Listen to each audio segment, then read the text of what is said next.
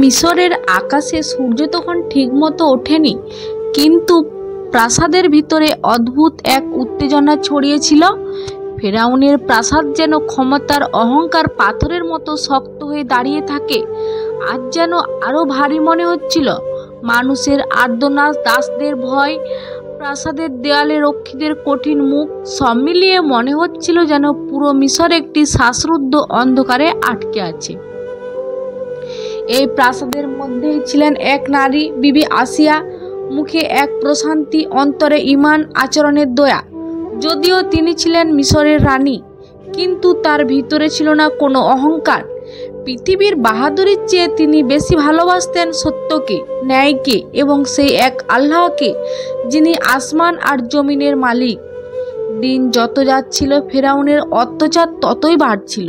তার বুকে জন্ম নিচ্ছিল নতুন নতুন শত্রুতা, বিশেষত সেই শিশু মূসাকে নিয়ে, যাকে কুড়িয়ে পেয়েছিলেন আসিয়া নিজেই। শিশুটিকে দেখে তার মনে এমন এক মমতা জেগে উঠেছিল যা তাকে সত্যের দিকে আরো কাছে নিয়ে যাচ্ছিল। ফেরাউনের অত্যাচার বাড়লেও আসিয়ার হৃদয়ে বাড়ছিল ঈমানের আলো। কিন্তু এই আলো ফেরাউনের অন্ধকার পছন্দ করত না। তার চোখে আসিয়া ছিলেন বিদ্রোহের প্রতীক, এমন এক নারী যে সত্যকে আঁকড়ে ধরেছে। সেই রাতেই প্রসাদের দাঁড়ালে আসিয়া দাঁড়িয়ে আছেন। অন্যায়ের বিরুদ্ধে দাঁড়ানো কি শুধু একটি দায়িত্ব, নাকি আল্লাহর দেয়া সাহসের পরীক্ষা? তিনি বুঝতে পারছিলেন সামনে বড় কিছু ঘটতে যাচ্ছে। ফেরাউনের ক্ষমতার দম্ভ একসময় ভেঙে পড়বে, কিন্তু কিভাবে, কখন, কিভাবে আল্লাহ সত্যকে তুলে ধরবেন? আসিয়ার হৃদয়ে তখন একটি অনুভূতি পরিষ্কার হয়ে উঠেছিল। যদি অন্ধকারকে ভাঙতে হয়, তবে একজনকেই প্রথম আলো জ্বালাতে হয়। এভাবেই শুরু হলো এক নতুন অধ্যায়, সত্য অন্যায়ের সংঘর্ষ, ঈমান ও অহংকারের লড়াই, আর একজন নারীর অদম্য সাহসের কাহিনী। ভোরের আলো মিশরের প্রাসাদে ছড়িয়ে পড়ছিল। বাইরের নীলনদের পানি শান্ত, কিন্তু প্রাসাদের ভিতর ঝড় বইছে। কারণ ফেরাউনের মনে জন্ম নিয়েছে এক দাহ্য সন্দেহ যে তার সবচেয়ে নিকটজন হয়তো সত্যের পথে হাঁটছে। সেই নিকটজন হলেন বিবি আসিয়া। একটি সাধারণ দিনের মতোই দাসীরা প্রাসাদের উঠান পরিষ্কার করছিল। হঠাৎ দুই দাসীর গুঞ্জন ফেরাউনের গুপ্তচরদের কানে ধরা পড়ল। রানী আসিয়া যেন কাকে ডেকে বলছিলেন, আল্লাহ একই সত্যের মালিক। এই কথাটি আগুনের মতো পুরো প্রাসাদে ছড়িয়ে গেল, আর এই আগুন গিয়ে লাগলো ফেরাউনের কানে। সে প্রচন্ড রাগে উঠে দাঁড়ালো। তার চোখ লাল, আগুন, কণ্ঠে শীতল হুমকি, যে আমার বিরুদ্ধে ঈমান নেবে তাকে আমি ক্ষমা করব না, সে রানী হলেও। কিন্তু সে এখনো নিশ্চিত নয়। তার অহংকার মানতে পারছিল না যে তার রানী আল্লাহর ওপর ঈমান আনতে পারে। ওদিকে আসিয়া প্রাসাদের বাগানে হাঁটছিলেন, হাতে ছোট্ট মূসা শিশু, যার মুখে প্রশান্তির হাসি। শিশুটি সেই সরল হাসি আসিয়াকে মনে করিয়ে দিত। হঠাৎ পাশের দরজা দিয়ে তার বিশ্বস্ত দাসী হাফসা দৌড়ে এসে বলল, হে রানী, ফেরাউন আপনাকে নিয়ে সন্দেহ করছে। সবাই বলছে সে আপনাকে জিজ্ঞাসাবাদ করবে। আসিয়া শান্তভাবে তাকালেন, যেন এই খবর তার জন্য নতুন কিছু নয়। হাফসা, সত্যের পথে হাঁটলে পরীক্ষা আসবেই। আমার ভরসা আল্লাহর ওপর। তার কণ্ঠ ছিল স্থির, হৃদয় দৃঢ়, কিন্তু হাফসার চোখে ভয়। কারণ সে জানে ফেরাউন কোনো অপরাধ ক্ষমা করে না। সেই দিন প্রাসাদের প্রতিটি কোণে পাহারা বাড়ানো হলো। রক্ষীরা শুধু আসিয়াকে নয়, তার দাসীকেও নজরে রাখলো। ফেরাউন তার গুপ্তচরদের নির্দেশ দিল, রানী কি কথা বলে, কার কথার সাথে কথা বলে, দিনের কোন সময় কথায় যায়, সব জানাবেন আমাকে। মিশর এত বড় হলেও আজ আসিয়ার চারপাশ ছোট হয়ে আসছিল। কিন্তু তিনি ভীত নন, কারণ তার হৃদয়ে এমন এক শক্তি ছিল যা ফেরেশতাদের সাহস দেয়। এই সময় তিনি অনুভব করলেন, অন্যায় যতই কঠিন হোক, সত্যের আলো আরো উজ্জ্বল হয়। রাত গভীর হলো। আসিয়া নামাজে দাঁড়ালেন।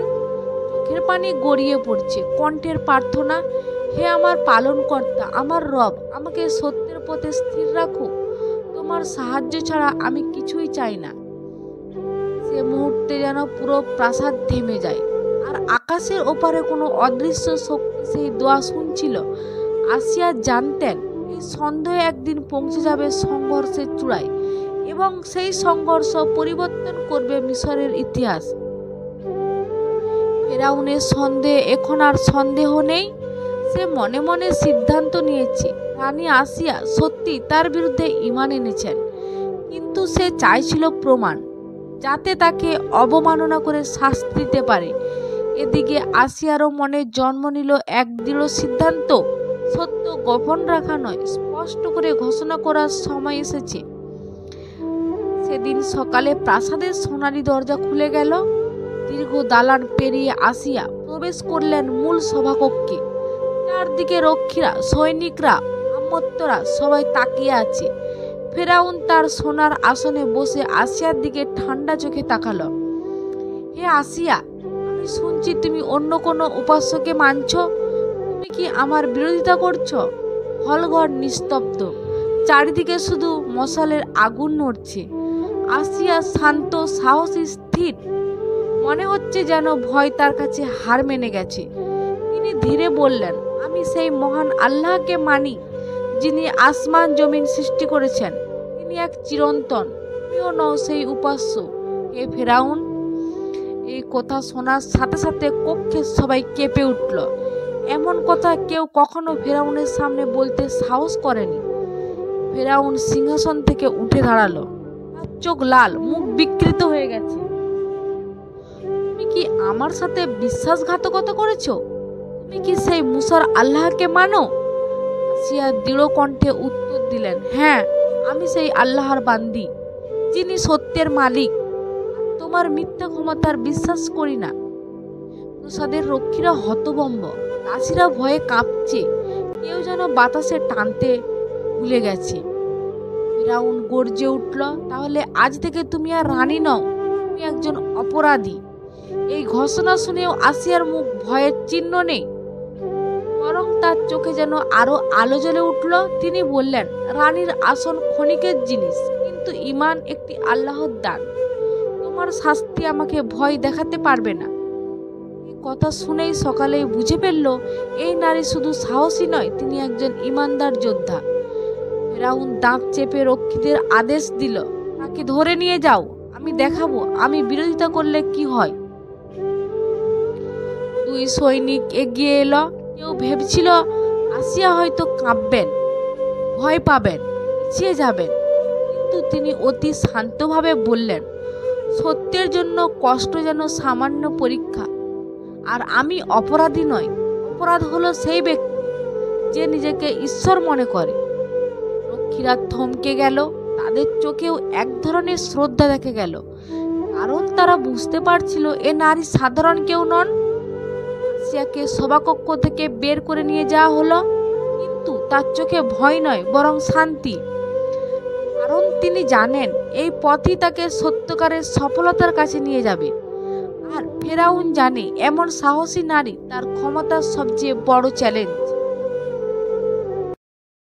আসিয়াকে প্রাসাদের ভেতরকার একটি অন্ধকার ঘরে নিয়ে যাওয়া হলো।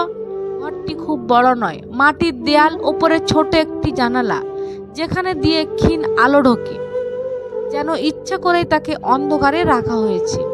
কিন্তু আসিয়ার ভেতরে যে আলো, তা কোনো অন্ধকারেই নিভে যায় না। ফেরাউন রাগে ক্ষিপ্ত হয়ে তার মন্ত্রীদের ডাকলেন, আমি তাকে এমন অবস্থায় নিয়ে যাব যাতে সে তার ঈমান ত্যাগ করে। যদি সে রাজি না হয়, তার শক্তি ভেঙে ফেলব। মন্ত্রীদের কেউ কেউ ভয়ে কাঁপছিল, কারণ তারা জানতো আসিয়া শুধু রানী নন, তিনি জনগণের প্রিয় মুখ। তার প্রতি অত্যাচার আবার দেশের মানুষের হৃদয়ে ঝড় তুলতে পারে। কিন্তু ফেরাউন এসব বিবেচনা করে না, তার অহংকার সত্যকে সহ্য করতে পারে না। রাতে আসিয়া একা সেই ছোট্ট কক্ষে বসে রইলেন। দেয়ালে হাত রেখে তিনি তাকালেন আকাশের দিকে। যদিও জানলা এত ছোট, আকাশ পুরো দেখা যায় না, তবুও তিনি অনুভব করছিলেন আল্লাহ তার কাছে আছেন। তিনি ধীরে ধীরে দোয়া করলেন, হে আমার পালনকর্তা, হে আমার রব, আমাকে আমাকে ধৈর্য দাও, আমাকে শক্তি দাও, আর আমাকে এমন হৃদয় দাও যা তোমার উপর পূর্ণ ভরসা রাখে। এক অদ্ভুত প্রশান্তি তাকে ভর করলো, মনে হলো যেন অদৃশ্য কোনো শক্তি তাকে শান্ত করে দিচ্ছে। পরের দিন দাসীরা আসিয়াকে খাবার দিতে এলো। তারা দরজা খুলতেই দেখে আসিয়ার মুখে ভয়ের বদলে শান্ত হাসি। এক দাসী বিস্মিত হয়ে বলল, হে রানী, আপনি ভয় পাচ্ছেন না? আসিয়া মৃদু হেসে বললেন, ভয় শুধু তাদের জন্য যাদের হৃদয়ে সত্য নেই। আমি আল্লাহর ওপর ভরসা করি। দাসীরা একে অপরের দিকে তাকালো, তাদের চোখে শ্রদ্ধা ও বিস্ময় ফুটে উঠল। অনেকে মনে মনে ভাবলো, এ নারী সত্যিই বিশেষ। সন্ধ্যায় সৈন্যরা আবার আসিয়াকে নিয়ে গেল ফেরাউনের সামনে। হল ঘর ভ্রাক্রান্ত, সব উচ্চপদস্থ কর্মকর্তা উপস্থিত। ফেরাউন গর্জে উঠল, আসিয়া, তুমি কি তোমার ঈমান ছেড়ে দেবে? তুমি কি আমাকে উপাস্য হিসেবে মানবে? সবাই নিঃশ্বাস আটকে অপেক্ষা করছে। আসিয়া ধীরে মাথা তুলে বললেন, আমি আল্লাহকে ছাড়া আর কাউকে উপাস্য মানি না। তোমার ক্ষমতা ক্ষণস্থায়ী, কিন্তু আল্লাহ রাজত্ব চিরন্তন। হল ঘরে আবার নিস্তব্ধতা নেমে এলো। মনে হলো যেন দেয়ালের মশলাও কেঁপেছে। ফেরাউনের দাঁত চেপে বলল, তুমি আমার সামনে দাঁড়িয়ে আমাকে চ্যালেঞ্জ করছো? আমি দেখাবো সত্যের পরিণতি কি। কিন্তু আসিয়া শান্তভাবে বললেন, তুমি অন্যায় করছো, আর আল্লাহ অন্যায়কে কখনো টিকতে দেন না। তুমি যতই চেষ্টা করো, সত্যকে জয় করতে পারবে না। ফেরাউন কথা হারিয়ে গেল। আর অহংকার আসিয়ার শান্ত কণ্ঠ ভেঙে পড়ছিল। ফেরাউন আদেশ দিল, তাকে কক্ষ থেকে বের করে রাখো। কাল আমি তার ঈমান ভাঙার নতুন উপায় ভাবব। কিন্তু আসিয়া জানতেন, এটি তার ঈমানকে আরো শক্তিশালী করার পরীক্ষা। তিনি প্রাসাদের বাইরে যাওয়ার পথে মনে মনে বললেন, সত্যের পথে কষ্ট আসে, কিন্তু আল্লাহর কাছে এর পুরস্কার অনেক বড়। দিন ভোরের আলো উঠতে প্রাসাদ অলসভাবে জেগে উঠল। কিন্তু ফেরাউনের হৃদয়ে ঘুম নেই। সে সারা রাত ভাবছে কিভাবে আসিয়াকে ভয় দেখাবে, কিভাবে তাকে ভেঙে ফেলবে। যদিও আসিয়া জানতেন এই দিনটি হবে তার জীবনের সবচেয়ে কঠিন দিনগুলোর একটি। সকালে মন্ত্রী, সেনাপতি ও রক্ষীদের সামনে ফেরাউন ঘোষণা করল, আজ আমি দেখব তার ঈমান কতটা শক্ত। আসিয়াকে বাইরে নিয়ে যাও। তাকে এমনভাবে পরীক্ষা করা হবে যাতে সে আমাকে উপাস্য হিসাবে মানতে বাধ্য হয়। সবার মুখ ফ্যাকাশে, কারণ তারা জানতো ফেরাউন যখন এমন কথা বলে তখন তার পরিকল্পনা সহজ হয় না। রক্ষীরা তাকে প্রাসাদের উঠানে নিয়ে এলো। চারিদিক উঁচু প্রাচীর, উপরে রোদ, তার চারপাশে শত শত সৈন্য। কিন্তু আসিয়া যখন বাইরে এলেন, মনে হলো বাতাসই যেন থেমে গেল। তার মুখে শান্তি, চোখে আলো, কণ্ঠে দৃঢ়তা। দাসীরা দূর থেকে তাকিয়ে কাঁদছিল। তারা ভাবছিল, একজন নারী কিভাবে এত সাহসী হতে পারে। তার সামনে বিশাল মাঠ, রোদের আলো তার গায়ে পড়ছে, কিন্তু তার চোখ আকাশের দিকে। হে আল্লাহ, আমার হৃদয়কে দৃঢ় রাখো। তুমি জানো আমি শুধু তোমাকেই মানি। তোমার সাহায্য আমার জন্য যথেষ্ট। দোয়া শেষ করতেই তার হৃদয়ে অদ্ভুত প্রশান্তি ছড়িয়ে পড়ল, যেন কোনো অদৃশ্য শক্তি তাকে সান্ত্বনা দিচ্ছে। এদিকে আকাশে এমন কিছু ঘটছিল যা প্রাসাদের কেউ জানতো না। আল্লাহ ফেরেশতাদের নির্দেশ দিলেন, আমার বান্দি আসিয়ার হৃদয়কে দৃঢ় করো। সে আমার পথে দাঁড়িয়েছে, আমরা তাকে একা ছেড়ে দেব না। ফেরেশতারা তার চারপাশ এমনভাবে দাঁড়ালো যেন অদৃশ্য এক ঢাল তৈরি হলো, যা শুধু তাকে সাহস দিচ্ছিল। মানুষের চোখে তো দেখা যায় না। ফেরাউন সামনে এসে দাঁড়ালো, তার হাতে রাজদণ্ড, চোখে আগুন। আসিয়া, তুমি কি আমার কথায় ফিরে আসবে? তুমি কি আমার উপাসনা করবে? নইলে আমি শাস্তি দিব।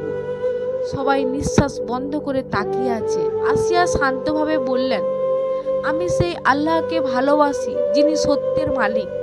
তোমার ভয় দেখানো আমাকে বদলাতে পারবে না। আমি আল্লাহর উপরই ভরসা করি।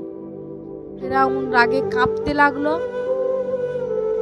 ফেরাউন এবার চূড়ান্ত বলল, তবে আজ তুমি বুঝবে আমার বিরোধিতা করার পরিণতি।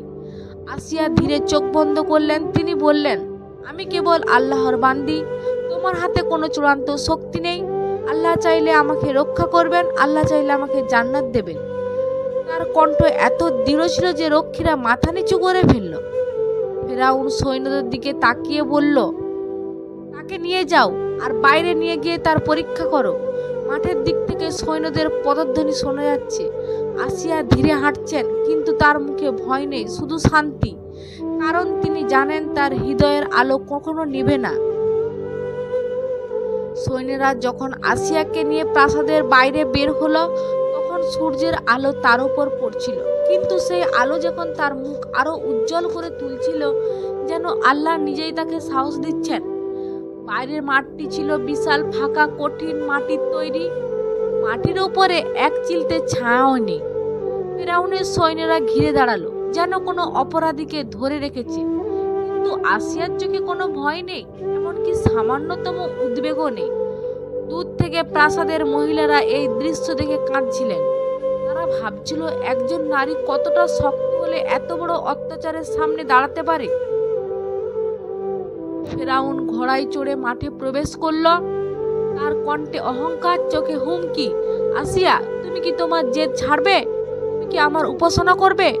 আসিয়া শান্ত স্বরে বললেন, আমি আল্লাহ ছাড়া কাউকে উপাসনা করি না। কথাটি খুব সাধারণ, কিন্তু মাঠ জুড়ে যেন বজ্রপাত হলো। ফেরাউন সৈন্যদের আদেশ দিল, তাকে রোদে দাঁড় করিয়ে রাখো, কোনো ছায়া দেবে না, দেখবো তার ঈমান কতটা টিকে থাকে। সৈন্যরা তাকে রৌদ্রতপ্ত মাটিতে দাঁড় করিয়ে রাখলো। সূর্যের উজ্জ্বল আলো তার গায়ে পড়ছে, কিন্তু তিনি চোখ বন্ধ করে দোয়া করলেন, হে আল্লাহ, তুমি আমার শক্তি যত পরীক্ষা দাও, আমি তোমারই। এক অদ্ভুত শীতল বাতাস বইল, যা শুধুমাত্র তার গায়েই লাগলো। সৈন্যরা অবাক হয়ে একে অপরের দিকে তাকালো। আসিয়া অনুভব করলেন আল্লাহ তার পাশে আছেন। সন্ধ্যার আগেই ফেরাউন খবর পেল, হে মহারাজ, রৌদ্রে রাখলেও আসিয়া কষ্ট পাচ্ছেন না, বরং তিনি আরো শান্ত। ফেরাউনের রাগ আরো বেড়ে গেল, কারণ সে বুঝতে পারছিল আসিয়ার ঈমান কোনো সাধারণ ঈমান নয়। সে রাতেই মন্ত্রী ও সেনাপতিদের নিয়ে নতুন পরিকল্পনা করার পরামর্শ সভা বসল। আমরা তার মন ভেঙে ফেলব, তাকে তার রাজকীয় পরিচয় ভুলিয়ে দেব।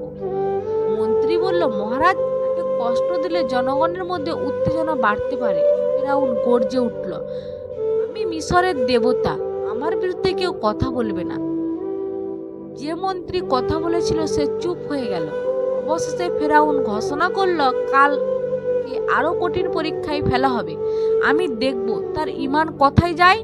তার কণ্ঠ অহংকার, কিন্তু আল্লাহর পরিকল্পনা আরো বড়। পরের দিন সকালে আসিয়াকে আবার মাঠে আনা হলো। এবার ফেরাউন নিজে উপস্থিত। ফেরাউন আকাশের দিকে তাকিয়ে হেসে বলল, যদি তোমার আল্লাহকে সত্যি থাকে, তাকে বলো যেন তোমাকে রক্ষা করে।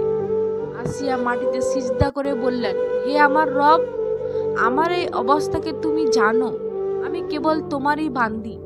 তার দয়া শেষ হওয়া মাত্রই আকাশ অদ্ভুতভাবে শান্ত হয়ে গেল। মাঠের উপরে একটি মেঘ এসে দাঁড়ালো। মেঘটি ঠিক আসিয়ার মাথার উপরে ছায়া করল, যেন আল্লাহর পাঠানো বিশেষ রহমত। ফেরাউনের চোখ অবাক হয়ে বড় হয়ে গেল। সৈন্যরা একে অপরের দিকে তাকালো, এটা তো মানুষের কাজ নয়। কেউ কেউ মনে মনে বলল, এই নারীকে আল্লাহ নিজে রক্ষা করছেন। কিন্তু ফেরাউন সত্য দেখতে চায়নি। সে রাগে আরো বিকৃত হয়ে বলল, এইসব কাকতালীয়, আরো কঠিন পরীক্ষা দাও। দিনের শেষে ফেরাউন আচরণ আরো কঠিন হয়ে উঠল। সে বুঝে ফেলছে আসিয়ার ঈমান ভাঙা সহজ নয়। আসিয়া তখন মাঠের দিকে তাকিয়ে বললেন, ফেরাউন, তুমি যতই চেষ্টা করো, সত্যকে কখনো পরাজিত করতে পারবে না। অন্যায় নিজেই ধ্বংস হয়। ফেরাউন রেগে গিয়ে চিৎকার করল, মিশরের সব মানুষ জানবে আমাকে অমান্য করার পরিণতি। তার সেই চিৎকার আকাশ যেন নিস্তব্ধ হয়ে গেল। দূরে নীল নদের পানি কাঁপলো, মাটিও অল্প কেঁপে উঠল। আসিয়া বুঝতে পারলেন এটা আল্লাহর পাঠানো সতর্ক সংকেত। একটি যুগ শেষ হতে চলেছে। ফেরাউনের অহংকার বেশি দিন টিকবে না। রাত নেমে এলো। সৈন্যরা আসিয়াকে আবার অন্ধকার কক্ষে নিয়ে গেল। তিনি কষ্টে ছিলেন, কিন্তু ঈমান অটল। সে রাতে তিনি এমন একটি দোয়া করলেন যা ইতিহাসে চিরকাল অমর হয়ে থাকবে। হে আমার রব, তোমার কাছে আমি জানতে চাই আমার জন্য তোমার নিকট জান্নাতে একটি ঘর নির্মাণ করে দাও, আর আমাকে এই জালিম জাতি ও ফেরাউনের থেকে রক্ষা করো। দয়া শেষ হওয়া মাত্রে কক্ষ ভরে গেল অদ্ভুত শান্তিতে। তার চোখের সামনে একটি নূরের জানালা খুলে গেল। তিনি দেখলেন জান্নাত তার জন্য একটি ঘর তৈরি হচ্ছে। এর দৃশ্য দেখে তার সমস্ত কষ্ট দূর হয়ে গেল। তিনি অনুভব করলেন পৃথিবীর যে কোনো কষ্ট জান্নাতের সামান্য কিছু নয়। ফেরাউন যতই জুলুম করুক, আসলে বিজয় লিখে রাখা হচ্ছে আসিয়ার নামে। আসিয়াকে অন্ধকার কক্ষে আটকে রাখলেও তার ইমানের আলো পুরো প্রাসাদে ছড়িয়ে যেতে লাগলো। দাসীরা একে অপরকে ফিসফিস করে বলতে লাগলো, রানী আসিয়া বদলে গেছেন না, বরং আমরা প্রথমবার দেখছি সত্যিকার এক সাহসী মানুষ কেমন হতে পারে। অন্যকে তার জন্য দোয়া করতে লাগলো। রাজপ্রাসাদের মহিলারা ভয় হলেও তার শ্রদ্ধা লুকিয়ে পারছিল না। ফেরাউন এসব খবর শুনে আরো রেগে গেল। সে চিৎকার করে বলল, আমার বাড়িতে কেউ সাহস করে ইমানের কথা বলবে? এই নারীকে উদাহরণ বানাতে হবে। কিন্তু সে বুঝতে পারছিল না মানুষকে ভয় দেখিয়ে সত্য বন্ধ করা যায় না। সত্য যত দমন করা হয় তত ছড়িয়ে পড়ে। অন্ধকার কক্ষে বসে আসিয়া চোখ বন্ধ করেছিলেন। সময় তখন রাতের নীরবতা, কেউ নেই, শব্দ নেই, তবুও তার হৃদয়ে প্রচন্ড শান্তি। তিনি আবার দোয়া করলেন, হে আল্লাহ, আমার দুনিয়ার কষ্ট কেবল একটি পরীক্ষা। তুমি যদি আমার ঈমানকে গ্রহণ করো তাহলে এই যন্ত্রণা আমার কিছুই নয়। এই দোয়ার পর তার কক্ষটি যেন আলোকিত হয়ে উঠল। তিনি অনুভব করলেন এক অদৃশ্য স্নিগ্ধ বাতাস তাকে ঘিরে আছে। এটি ছিল আল্লাহর পক্ষ থেকে অনুগ্রহ। তার কষ্ট দূর হলো, মনে বিশ্বাস আরো দৃঢ় হলো। পরদিন সকালের আলো উঠতেই ফেরাউন সিদ্ধান্ত নিল আজ সে আসিয়াকে শেষ সুযোগ দেবে। আসিয়াকে প্রাসাদের বড় উঠানে আনা হলো। সেখানে ফেরাউন তার রাজদণ্ড হাতে দাঁড়িয়ে। আসিয়া, ফেরাউন গর্জে উঠল, আজ যদি তুমি আমার উপাসনা স্বীকার করো, আমি তোমাকে আবার রানীর আসনে বসাবো। এখানে কোনো শাস্তি থাকবে না। সৈন্যরা নিস্তব্ধ, মহিলারা আতঙ্কে তাকিয়ে আছে। আসিয়া ধীরে শান্তভাবে বললেন, আমি পৃথিবীর কারো কাছে নতি স্বীকার করব না। আমি কেবল আল্লাহকে মানি, যিনি চির সত্য, চির ন্যায়বান। ফেরাউনের মুখ কালো হয়ে গেল। তার অহংকার আসিয়ার স্থির উত্তরের সামনে ভেঙে পড়ল। সে চিৎকার করে বলল, তাহলে তোমার আর প্রাসাদে থাকার অধিকার নেই। ফেরাউন যখন আসিয়াকে প্রাসাদ থেকে বের করার নির্দেশ দিলেন, সৈন্যরা তাকে উঠানের শেষ প্রান্তে নিয়ে গেল। আসিয়া আকাশের দিকে তাকালেন। তার চোখে কোনো দুশ্চিন্তা নেই, বরং এক ধরনের আলো ঝলমল করছে। তিনি আবার বললেন, হে আমার রব, আমার জন্য তোমার নিকট জান্নাতে একটি ঘর প্রস্তুত করে দাও। তার এই দোয়ার মুহূর্তে আল্লাহ ফেরেশতাদের পাঠালেন তাকে সান্ত্বনা দিতে। যদিও আশেপাশের কেউ তা দেখতে পাচ্ছিল না, তবুও আসিয়ার মুখ উজ্জ্বল হয়ে উঠল। মনে হলো তিনি কোনো অদৃশ্য স্নেহের ছায়ায় দাঁড়িয়ে আছেন। ফেরাউন যতই কঠোর ছিল, তার অত্যাচার আসিয়ার ঈমানকে ভাঙতে পারেনি, বরং তিনি আরো উচ্চ মর্যাদা পেলেন আল্লাহর কাছে। সেদিনই আসিয়ার জন্য জান্নাতের দরজা খুলে গেল। তার চোখের সামনে এমন নূর ভেসে উঠল যা কোনো দুনিয়ার আলো দিয়ে তুলনা করা যায় না। তিনি জানালেন এই দুনিয়ার কষ্ট শেষ, তার আসল জীবনের শুরু এখন। ফেরাউন ভেবেছিল সে বিজয়ী হয়েছে, কিন্তু প্রকৃত বিজয় ছিল আসিয়ার হাতে। কারণ পৃথিবীর ক্ষমতা ক্ষণস্থায়ী, কিন্তু ঈমানের সম্মান চিরকালীন। মিশরের অনেক মানুষ আসিয়ার ঘটনা শুনে সত্যের দিকে ফিরল। ইতিহাসে তিনি স্মরণীয় হয়ে রইলেন, একজন সাহসী নারী, একজন সত্যবাদী মুমিন, যিনি আল্লাহর পথে অটল ছিলেন। এভাবে আসিয়ার কাহিনী শেষ হলো। তার ঈমানের আলো আজও আমাদেরকে পথ দেখায়।